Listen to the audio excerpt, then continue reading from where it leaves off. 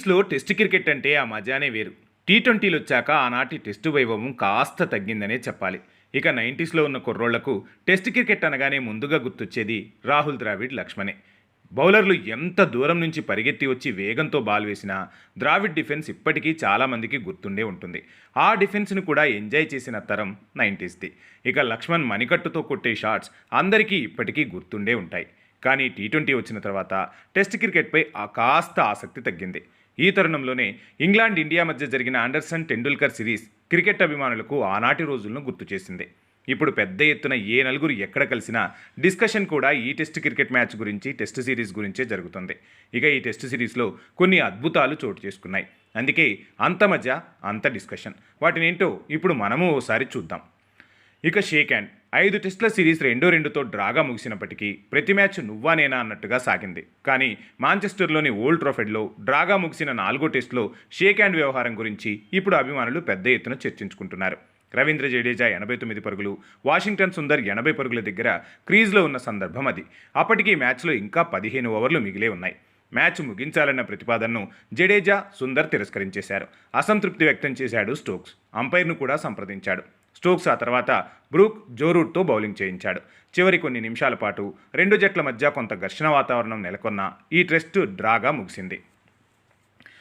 ఇక లార్డ్స్లో జరిగిన 3వ టెస్టు క్లైమాక్స్ వంటి ఘట్టాలు టెస్ట్ క్రికెట్లో చాలా అరుదనే చెప్పాలి. 3వ టెస్టు చివరి వరకు ఉత్కంఠభరితంగా జరిగిందని పెద్ద ఎత్తున చర్చించుకుంటున్నారు క్రికెట్ లవర్స్.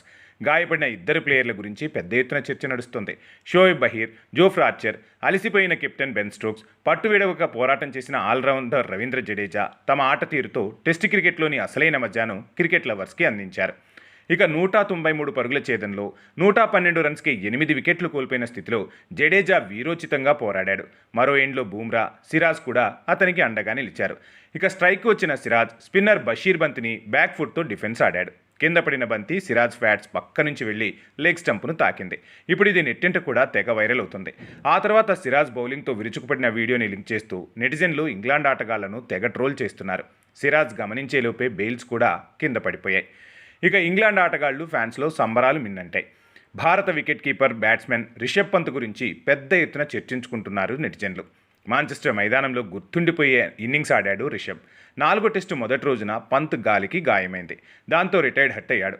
ఇక ఆ తర్వాత మ్యాచ్లో కీపింగ్ చేయడానికి కూడా పాసిబిలిటీస్ లేనంతగా గాయం తనని తెగ ఇబ్బంది పెట్టింది. అయితే జట్టు స్కోరు 314 పరుగుల వద్ద 6వ వికెట్గా శార్దుల్ ఠాకూర్ అవుట్ అవ్వడంతో రిషబ్ పంత్ బ్యాటింగ్కి దిగాడు. పంత్ బ్యాటింగ్కి వస్తున్నప్పుడు ఇంగ్లాండ్ అభిమానులు కూడా లేచి నిల్చొని స్వాగతం పలికారు.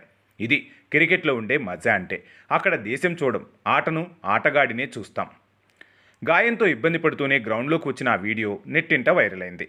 ఓవెల్లో జరిగిన 5వ టెస్టులో క్రిస్ వోక్స్ది కూడా సేమ్ సిచ్యువేషన్ అనే చెప్పాలి. ఇంగ్లాండ్ బౌలర్ క్రిస్ వోక్స్ చివరి రోజు ఒంటి చేత్తో బ్యాటింగ్ చేయడానికి క్రీజ్లోకి రావటం క్రికెట్ అభిమానులను నిజంగా ఆ ఆటపై ఎంత అభిమానం ఉంటుందో తెలిసేలా చేసింది. భారత బ్యాటింగ్ మొదటి ఇన్నింగ్స్లో ఫీల్డింగ్ చేస్తుండగా అతని భుజానికి గాయమైంది.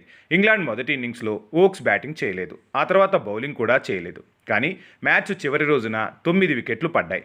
విజయానికి కేవలం 17 పరుగులే అవసరం. వోక్స్ కట్లు కట్టుకొని మరీ బ్యాటింగ్కు దిగాడు. అయితే భారత బౌలర్ సిరాజ్ 10వ వికెట్గా అట్కిసన్ను అవుట్ చేయడంతో ఇంగ్లాండ్కు పరాజయం తప్పలేదు. ఇక మ్యాచ్ అనంతరం భారత ప్లేయర్లు క్రిస్ వోక్స్ను అభినందించిన వీడియోలు నెట్టింట వైరల్ అవుతున్నాయి. టెస్టుల నుంచి విరాట్ కోహ్లీ, రోహిత్ శర్మలు రిటైర్ కావడంతో కెప్టెన్సీ బాధ్యతలు స్వీకరించాడు యువ ఆటగాడు శుభ్మాన్ గిల్. ఇది మొదటి సిరీస్ ఆయనకి పరీక్షలా నిలిచిందనే చెప్పాలి. విదేశాల్లో యువ జట్టుతో ఏ మేరకు రాణిస్తాడు అన్న సందేహాలను యువ క్రికెటర్ల అండతో పటాపంచలు చేశాడు ఈ యువ కెప్టెన్. ఇక గిల్ 4 సెంచరీలతో రాణించడం కూడా ఈ సిరీస్లో చెప్పుకోవాల్సిన అంశమే. ఇందులో డబుల్ సెంచరీ కూడా ఉంది. గిల్ 5వ టెస్టులో 754 పరుగులు చేసి కెప్టెన్గా ఒక సిరీస్లో అత్యధిక పరుగులు సాధించిన ప్లేయర్ల జాబితాలో 2వ స్థానంలో నిలిచాడు. ఇక ఓవెల్ టెస్టులో 4వ రోజు 137 బంతుల్లో సెంచరీ సాధించిన జో రూట్ మొత్తంగా టెస్ట్ కెరియర్లో 39వ టెస్టు శతకం నమోదు చేసేశాడు. కుమార సంగక్కర 38 సెంచరీల రికార్డును ఈ సెంచరీతో అధిగమించేశాడు. ఇక టెస్టుల్లో అత్యధిక శతకాలు సాధించిన బ్యాటర్ల జాబితాలో Sachin Tendulkar, Jacques Kallis, Ricky Ponting 51, 45, 41 మాత్రమే జో రూట్ కంటే ముందున్నారు. మొత్తంగా సిరీస్ అద్భుతంగా సాగిందని చెప్పాలి. ఈ ఫార్మాట్ ఇప్పటికీ చాలా ప్రత్యేకమనే దానికి ఈ సిరీసే గొప్ప ఉదాహరణ. టెస్ట్ క్రికెట్ చచ్చిపోతుంది అనుకున్న టైంలో కొండంత ఊరటనిచ్చింది ఈ టెస్ట్. గెలుపోటములు పక్కన పెడితే టెస్ట్ క్రికెట్ మజాను ఆస్వాదించారు క్రికెట్ లవర్స్. ఇలాంటి టెస్ట్ మ్యాచ్లు మరెన్నో రావాలని కోరుకుంటున్నారు.